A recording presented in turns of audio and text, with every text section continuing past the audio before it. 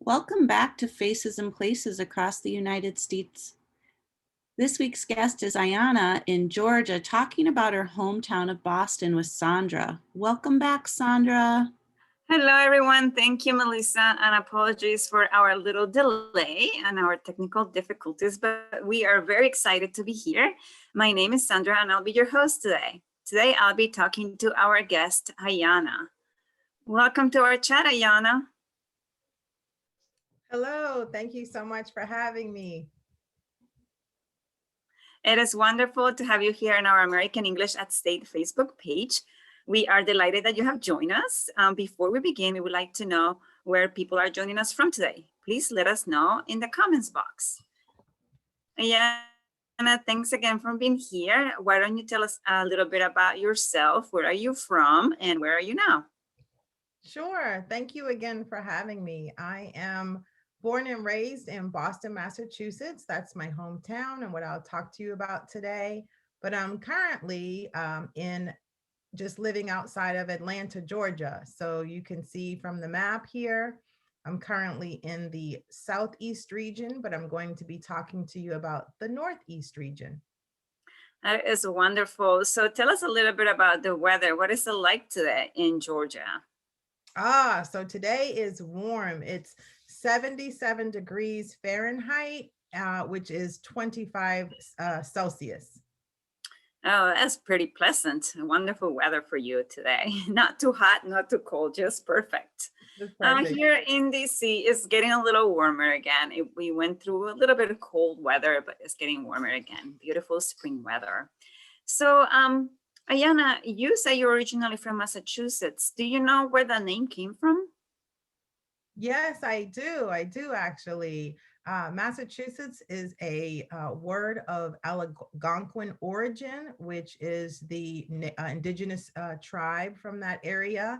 It's 13 letters, which means of great hill or a hilly place, which would definitely be true of the Massachusetts landscape. And there's lots of hills and streets named after hills as well. Oh, that is great. Great name for that place. That goes perfectly with the landscape. Before we begin with our conversation, I wanted to let you know where people are watching us from today. We have Yolanda saying hello from Bolivia. We have Julie saying hello from the Philippines. We have Jamie saying hello from Ecuador and saying that it's sunny there today. We have also Ratna saying hello from India. We have Debbie saying hello from Mexico City. We have Serna saying hello from Nicaragua, and the American Corner in Tristy saying hello from Italy. We also have Minhat saying hello from Thailand, and Jenny Sampaio from Brazil. And we also have people in Tajikistan watching us today, just to name a few. We also had some questions and comments from our audience. We have Fabi saying, can you talk about buildings and history in Boston? I think you're going to tell us a little bit about that. We also have Hannah Lady saying, absolutely, I want to know more about Boston. And we have Zavar saying, could you explain the education system in Massachusetts? Whew, so we have a lot to cover today. Let's get started. Ayanna, where do you consider to be your hometown? So here's a nice landscape, skyline picture of the city of Boston. And I grew up in a neighborhood that bordered two towns, Mattapan and Hyde Park. So I had access to somewhat of a suburban experience, but very, very close to the urban areas with lots of stores and shops and a highly complex transit system, which you have a picture of here. The red line is close to where I grew up, and the colors of our transit system, also known as the T, were not by mistake. So this red here that you see on the train cars is because this line would take you directly to Harvard University, and crimson is their color. So that was something I learned early on, was how to navigate the bus and the train system. And this was a time before cell phones. So just thinking about it now makes me a little nervous, but I did well. And it was an important skill to learn how to navigate the city. That is true. Back then, without cell phones, if you got lost, you just had to ask people around to help you. There was Yeah. no system on your phone to guide you through. So I'm No, glad that you learned that skill, very important skill to orient yourself in a big city. So you talked a little bit about important places and landmarks in Boston. Can you describe your hometown? And I think we have some pictures to go with it. sure. So it's an interesting place that has a mix of, innovation and new ideas and new construction, but it also does a really nice job of, preserving history. So you could be in the middle of, an area with shops and stores, and there'll be like a little historical marker, which would explain something about that particular area. So it's really nice to be able to have the preservation of history as well as new ideas and new construction and just new communities as well. So here we have a picture of Harvard University, which is an Ivy League school. And so Harvard was established in 1636, and it was the first institute of higher education in America. So that's pretty historic and definitely significant. And you can see there the people on the rowing. That's the Charles. So they also have an annual Charles Regatta, which is a big boating event, and people come out and picnic and, celebrate and watch all of the rowers. And next you have MIT, Massachusetts Institute of Technology. And that is a school also known kind of for engineering. And they have an interesting mascot. And so I found out recently that their mascot is the beaver. And it's the beaver because, let me read it. It says, of all the animals of the world, the beaver is noted for his engineering and mechanical skills and habits of industry. And it's also a nocturnal animal, which I guess perhaps maybe engineers do their best work in the dark. So I thought that was interesting to find out about MIT. Definitely very interesting. And I think you also talked about, shared with me earlier about two important hospitals that are in Massachusetts, in Boston. Yeah, so we have Massachusetts General Hospital, and it is currently the #1 research hospital in America. And they also have 16 specialties. And we also have Boston's Children's Hospital, which was established in 1869, and it's one of the largest medical centers that support children and families. And so we have visitors and people that travel from, quite a distance to receive medical care at these and also other hospitals in the Boston area. That is very important work that they're doing there. What is something special and unique about your hometown? And I think it has something to do with sports that people like. Well, I'm going to start with the Boston Marathon. So we have a marathon where you have to apply and actually be approved and selected to be a runner. So to run the Boston Marathon is quite prestigious, which I think really reflects on the resilience of Bostonians and people from Massachusetts. We have a very strong fan base. So I'm glad you have these pictures here. We have the Boston Bruins, which is ice hockey. We, of course, have the Boston Red Sox, and that's a picture of Fenway Park. The Boston Celtics and the New England Patriots also have their stadium in Massachusetts. A lot of important sports and events happening there all the time, for sure. Can you describe a festival or event that your hometown hosts every year and that you attend? Sure. So I have fond memories of attending the Kite Festival, and this is held in Franklin Park, and it was established in 1969. And you kind of think of Franklin Park as being right in the middle of the city, but it's this huge green space. And people would go and fly kites for the day. It's now become the Kite and Bike Festival. But when I was a little girl, we would go to the Kite Festival. You would spend the entire day outside. But I had the unfortunate experience of getting lost at the Kite Festival. And I still remember being lost and afraid, and my mother and sister were looking for me. And you gotta, think of being a small child being lost because people were looking up at their kites and pulling the strings. Nobody was looking at the ground or looking around for a small child. But thankfully, I was found safe and sound. That is but good. right. But I do remember being lost at the kite festival. Oh, wow. Well, I'm glad they found you. For What sure. is your hometown like during the different seasons? A lot of states in the north have actually the four seasons, We do, we pretty do. demarked. So tell us a little bit about the four seasons. Gladly, I'd gladly tell you about the seasons. We have a distinct, really cut and dry seasons. You know what season you're in, but the winter I'm going to start with is pretty long. We have a very long and cold winter season, and so I just looking at that photo with all that snow makes me think about shoveling and having to bundle up with lots of layers of warm clothes. But then at the top you have the spring with lots of flowers and parks, and people are so glad to be able to spend time outdoors because they've had such a long winter season. And then our summers are very hot. And so a lot of the older homes are not necessarily equipped with central air condition.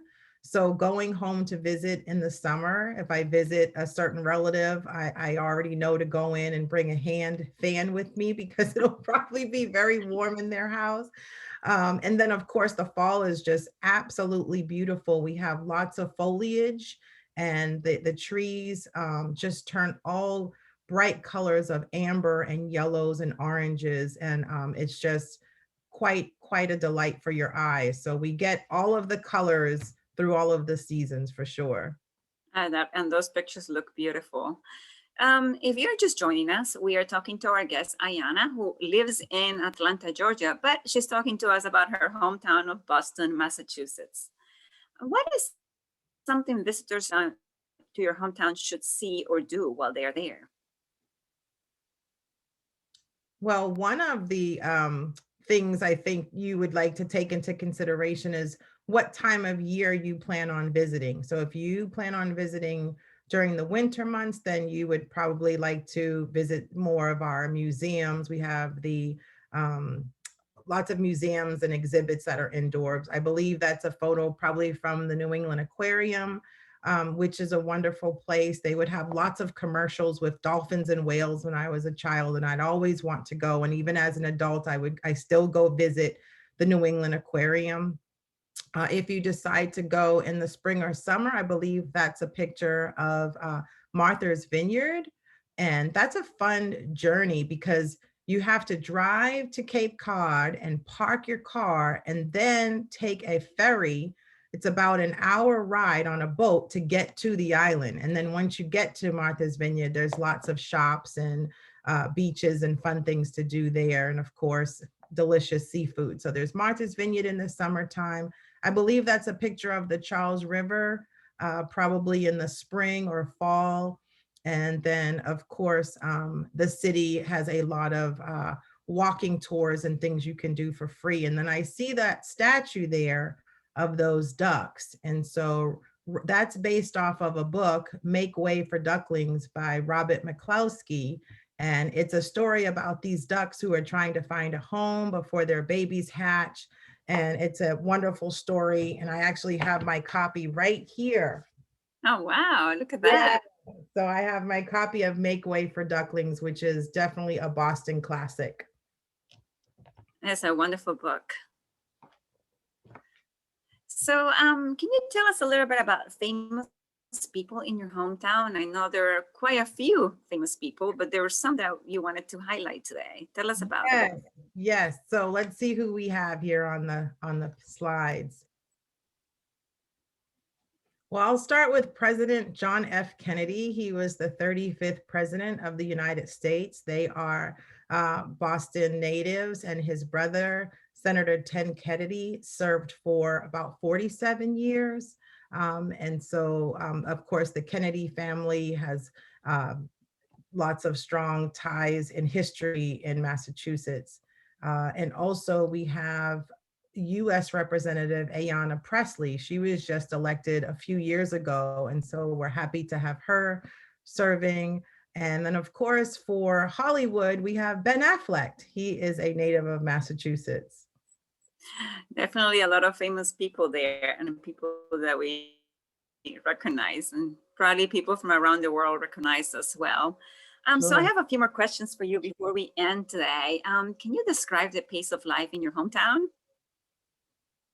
I can. It's a relatively fast pace. The pulse is faster. People tend to talk faster. But I think it's because, and I've been told, it's so cold outside that we don't stand around talking for a long time. So we have to do things faster. and I believe, I believe that to be true for sure. You don't want to be standing outside for too No, long. no, we talk fast because the weather is It's cold. really cold. You have to move fast. What is something that you would like to change, if you could, about your hometown? I've been thinking about this a lot. I guess it would be, what I could change is if I could visit more often. So it's been difficult during the pandemic, but this is like a visit home in a way.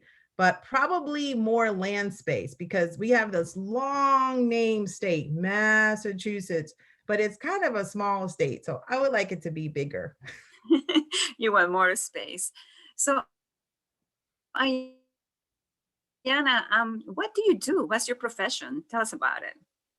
Yeah, so I am an educator and I work with schools to help support the civil rights of students in primary and secondary settings who are learning English as a new language. Well, very important work that you do. Thank We you. have some comments and questions from our audience. We have Yolanda asking, do you know when is the Kite Festival celebrated? Yes, it's in the spring. So it changes in the spring. And we also have Natisuli saying, do you know the history of the Kite Festival? It seems like a lot of people are interested in the Kite Festival.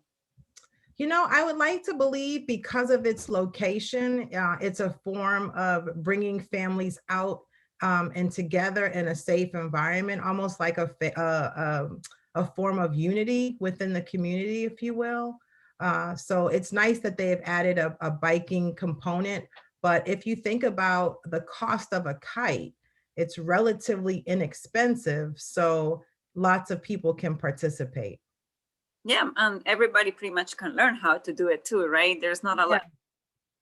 I mean, there is some skill, but not a lot that you have to learn to do it. Correct, We correct. also have some great comments from Jad saying, amazing hometown with changing seasons along the variation of colors.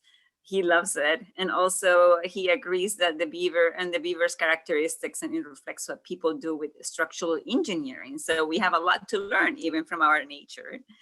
Good. So, Ayanna, believe it or not, our time is up. We already had a great conversation. We have to say goodbye, but we want to thank you for sharing your story with us today. Thank you so much. And in Boston, we say, see you later. See you later. We would like to thank our audience for watching us today. We would like for you to continue to share your ideas through social media. Don't forget to check out our amazing resources to help you practice English. You can check out our Facebook pages, YouTube channel, and our website, americanenglish.state.gov. Thanks again, Ayanna. I hope you have a wonderful rest of your week. Thank you. Thank you so much for having me. And thanks again, everyone, for joining us today. We look forward to seeing you again in a couple of weeks for our next session of Faces and Places across the United States. We encourage you to continue to engage with our community virtually like you are doing it right now. Bye, everybody, and thanks for watching.